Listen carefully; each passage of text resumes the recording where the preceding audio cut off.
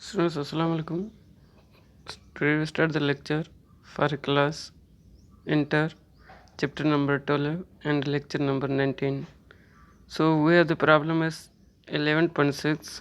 A system absorb 1000 joule. एक हमारे पास system है जो 1000 joule हीट एब्जॉर्ब कर रहा है एंड डिलीवर 600 joule, और इनमें से 600 joule ये वर्क कर रहा है वाइल लूजिंग दी 100 जूल, जबकि जो हीट लूज़ कितना कर रहा है 100 जूल ऑफ हीट लूज़ कर रहा है by conduction to the atmosphere. Calculate the change in internal energy system, कि इस सिस्टम का इंटरनल एनर्जी में चेंज कितना आएगा। स्टूडेंट्स, आप लोगों को ये पता होना चाहिए कि हमारे पास जो फर्स्ट लॉ ऑफ थर्मोडायनामिक्स का इक्वेशन है वो बराबर होता है delta Q which is equal to delta U plus delta W के बराबर होता है। अभी हमें क्या करना पड़ेगा, हमें जो इंटरनल एनर्जी को बाहर निकालना पड़ेगा। इसके लिहाज से हमारे पास ये फर्स्ट लॉ इक्वेशन को हम ऐसे लिख सकते हैं delta U which is equal to delta Q minus delta W हो जाएगा। सो हमारे पास ये डेल्टा क्यू तो यहाँ हमारे पास यहाँ पे सेम है।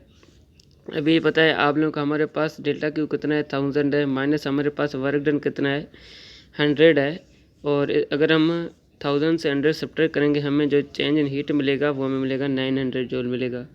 इसके लिहाज से हमें ये पता है डेल्टा डब्ल्यू जो चेंज इन वर्क है हमें ये पता है 600 जूल के बराबर है। इसके लिहाज से हमें पास यहाँ पे जो चेंज इन इंटरनल एनर्जी है वो बराबर हो जाएगा।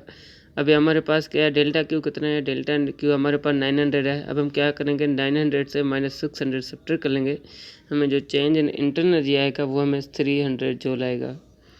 उसके बाद हमारे पास प्रॉब्लम है 11.6 है 11.7 है। हमें ये कह रहा है कि a thermodynamic system undergo change process in which its internal energy decrease by 300 joule. ये कह रहे हैं हमारे पास एक थर्मोडायनामिक सिस्टम है जो किसी प्रोसेस कर रहा है। इसमें होता क्या है कि हमारे इस सिस्टम का जो इंटरनल एनर्जी है वो डिक्रीज हो रहा है। कितना डिक्रीज हो रहा है 300 जो डिक्रीज हो रहा है। ये कह रहे if at the same time, ये कह रहे सेम वक्त पे 1-2 joule of work is done, अगर इस सिस्टम पे 1-2 जूल वर्क डन होगा, find the heat transfer to or from the system, कि इस सिस्टम में हीट ट्रांसफ़र कितना होगा। सो हमें ये पता है स्टूडेंट, इसमें हमें क्या करना पड़ेगा, हमें इसमें जो हमारे पास चेंज इंटरनल हमें मालूम करना पड़ेगा। आप लोगों को पता होना चाहिए हमारे पास जो फर्स्ट लॉ थर्मोडायनामिक्स वो बराबर है delta Q which is equal delta U plus delta W के बराबर है। इसके साथ साथ अगर हम यहाँ पे चेंज इंटरनल एनर्जी को बाहर निकालेंगे हमारे पास ये बन जाएगा delta U which is equal delta Q minus delta W के बराबर हो जाएगा। स्टूडेंट, हमें ये पता है हमें जो डेल्टा यू मिला हुआ है वो 300 मिला हुआ है। हमें यहाँ से फाइंड हमें हीट यहाँ पे मालूम करना पड़ेगा, और डेल्टा क्यू हमारे पास यहाँ पे सेम है। जिसकी जगह पे डेल्टा टब्ल्यू था इसकी जगह हमने 120 जूल रख लिया।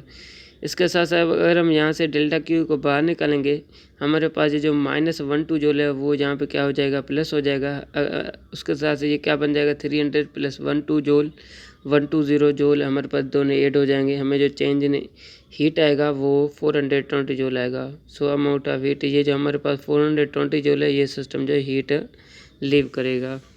स्टूडेंट, उसके साथ साथ आप लोगों के पास जो HW है वो 11.8 है, ये 11.8 आप लोगों को डैरी है। उसके साथ हमारे पास यहाँ पे हमारे पास ये प्रॉब्लम है 11.6 है 11.1 है। 11.1 में ये कह रहा है कि नॉर्मल बॉडी टेम्परेचर 98.6 फ़ारेनहाइट है। ये कह रहा है एक नॉर्मल बॉडी टेम्परेचर है फ़ारेनहाइट में वो 98.6 फ़ारेनहाइट है।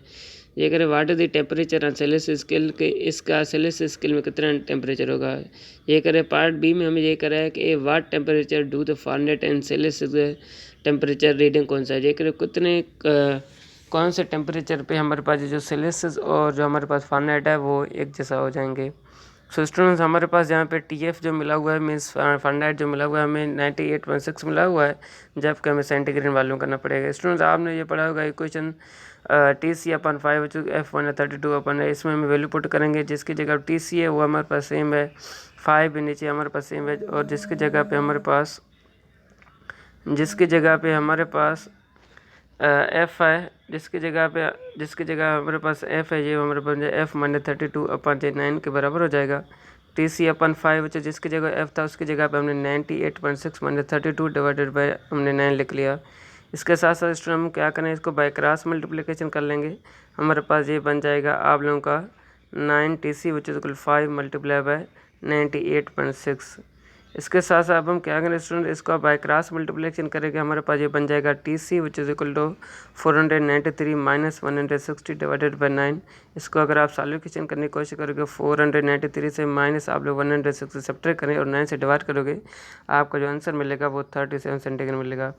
इसके लिहाज से हमें हमारे पास पार्ट नंबर बी है, ये पार्ट नंबर बी में हमने लेट किया, TC बराबर हो जाएगा TF के और TF बराबर हो जाएगा X के। इसका मतलब है TC और F ये दोनों X के बराबर हो जाएंगे। हमारे पास सेम इक्वेशन लगेगा TC/5 हमारे पास सेम है, TF हमारे पास सेम है -329 हमारे पास सेम है। इसके साथ साथ अभी जिसकी जगह पे हमारे पास TC था उसकी जगह पे हमने F लिख लिया और जिसकी जगह हमारे पास TF था उसकी जगह पे हमने यहाँ पे X लिख लिया। ये हमारे पास ये बन जाएगा XII which is equal X minus 329। इसको हम स्टूडेंट क्या करें, हमें यहाँ से इसको हम बाय क्रॉस मल्टीप्लाई करेंगे, ये हमारे पास बन जाएगा 9x विच इज को 5x माइनस 32 मल्टीप्लाई ये 5 हो जाएगा, ये बन जाएगा 9x विच इज को 5x माइनस 160 बन जाएगा।